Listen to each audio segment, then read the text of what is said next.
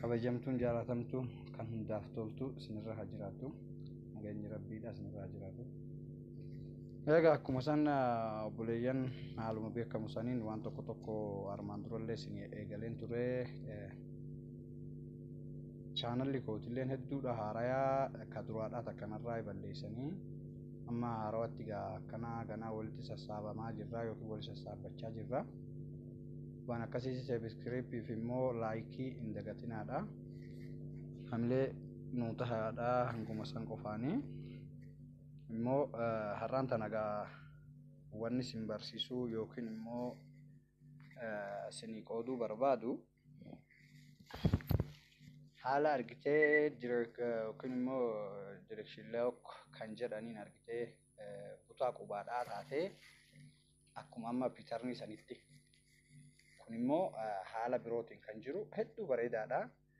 Baay'een inni kan irratti argamu Androidii 6 mana 6 tuqaarraa kaasee 7 keessallee numa jira. Kan hedduu bareedaan isaadha garuu laman inni kan hedduu bareedaan 8 tuqaa tokko keessaa hanga 9 Androidoota sanii ol booda jiran ati hunda keessaa hundi jiranii waan akkasiitti isin jechuu barbaadeeti. Nafaana turaa isin jedha haala jiraata qofaa isin agarsiisuudhaaf qophiirra jirra wajjin tura. Jalqabaaf gaa lookii san banachuudhaaf seetingii isheenna. Seetingii keessaa dhugaa seenne akspliitii harma seenna. Kanaan booda kinoo harma jiran lookiin kun kana jechuudha. Amma fakkeenyaan baneen ture nin cufaa kiyya isaan dalaga waan ta'eef jechuudha. Cufeen jira amma. Fakkeenya gaafa sanii gaafa isa cufaa kan ta'u taate hoon ani achi hin banini harma hin jiru. Screen lock kana keessa hin jiru. Amma kan jiran beekamtootuma sadannanii yookiin irra butaadhaan kan banamu yookaan immoo duwwaa. Meeqa isaan amma waliigalatti 1 2 3 4 5. Okay, na waliin tura. Ni fida sanillee namni itti fidaati. Amma gaa deebinee akspliit musa isheenna. Achi keessaa lookii isaan kana boonee ni baanna. Kanaan booda jalatti maal si garsiisa ribaa kanatti hinu harmatti. Iskiriiniin kan keessi hin jira fakkeenya balballi telefoona kan keetidha hulaan kan keeti suni qulfii hin qabu jaa. Qulfii hin qabu jaa miti inni kunis cufaadha jedha. Cufa sanniin banammoo. Gaafa banumaan la gaafata koodii waraabii kan jiru na gaafata.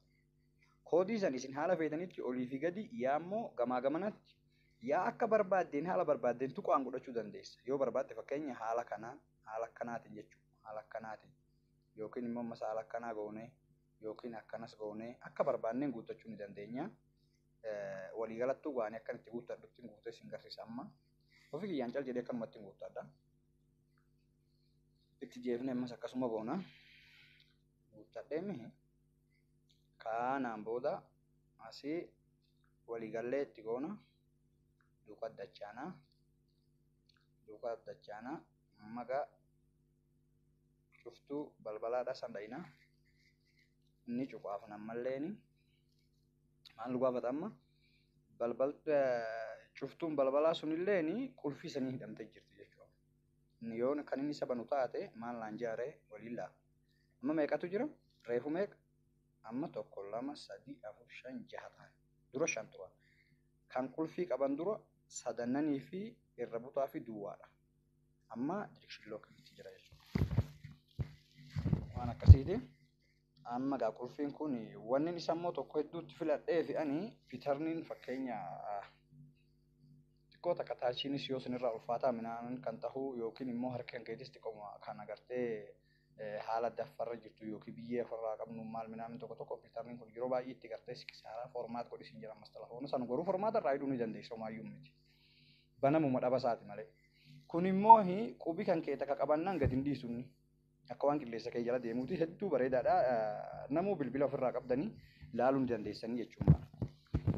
waan akkasiiti kan kanaan booda irraa baanaa amma gaa qulfiin kiyyoo kan hidhamu taate gaafana isaa hidhameera jechuudha. Silaa hidhee isin garsiisaa yoom kan hidhu taate kaameraan amma isin waraabaa jiru kun narraa cita kan jedhuuni malee. Waliigalattu kasiniinteenii fi yaada qabdan jalatti komentii naa godhuu ni dandeessanii. Waan immoo na waliin turtaniif galatoomaadha jaallan kiyya. Kanaafuu yeroo gaarii isiniif haa ta'u isiniifillee akkanaaf faayidaa tahee natti mul'ate kana yookiin immoo inni wanni adda godhee hiituu kaan irraa adda baasee isinitti himeef tokkoffaa bilbiluma fedhe irratti inni banaa qulfii keessatti hin argamu. Lammaffaa immoo yonduruwiidii hunda keessatti hin argama. Saamsingii matee yonduruwiidii hunda keessa hin jiru. Yonduruwiidii mana jahaatii ol kan jiru. 66 irraa kaasee jira jechuudha. Hunda keessa hin jiru.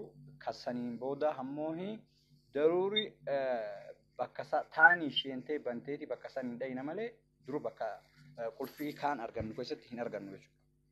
Waan akkasitti galatoomaadha. Sabiskiriipti gochuu fi laayikii gochuudhaan yaada keessan immoo komentii jalannuu gochuudhaan hamilee nuu tahaadha. Galatoomaa isiniin jedha. Hanga kutaa hafaniin gaa walitti dachaanutti fayyannaa turaadha. Hin dagatinaa isiniin jedha. Sabiskiriiptii fi gartee laayik godhu qaana jechinis immoo kun haarawaa ka duraan irraa gubanii amma gaa inshallah immoo ammas jenneeree walumatti dachaanaa walumaan jirraa fayyannaa turaa waliinuu haa turruun jedha. Walitti dachaanaa itti fufna.